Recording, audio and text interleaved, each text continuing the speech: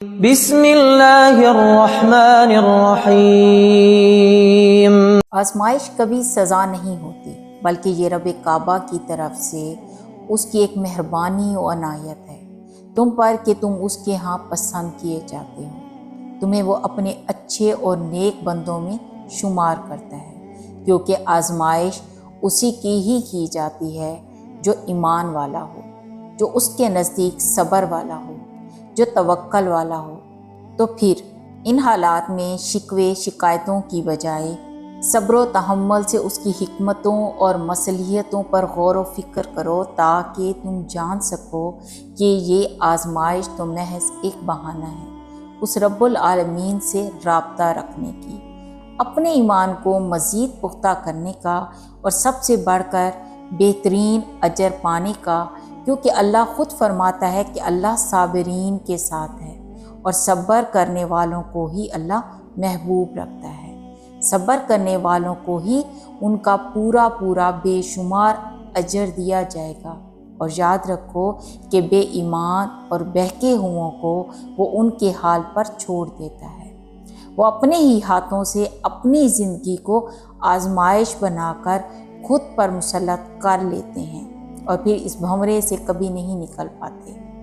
اور اگر تمہیں آزمائش میں ڈالتا ہے تو مت بھولو کہ وہ رحیم ہے، اس سے بھی زیادہ وہ جب تمہیں جنگ کے میدان میں لا کھڑا کر دیتا ہے تو طاقت بھی اتنی ہی دیتا ہے تم پوری دنیا سے تاکہ اکیلے لڑ جاؤ۔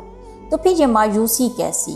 تم جو چاہتے ہو کہ اسے اللہ رب العزت سے مانگ کر پھر اس کا فیصلہ اسی پر چھوڑ دو، تم جو سوچتے ہو جو مانگتے ہو تمہیں ہو بہو ویسا ہی ملے گا، تو پھر وہ مت سوچو جو تم سے نہیں ہو سکتا، بلکہ وہ سوچو جو تمہارا رب کر سکتا ہے، اور تمہارا رب تو سب کچھ کر سکتا ہے۔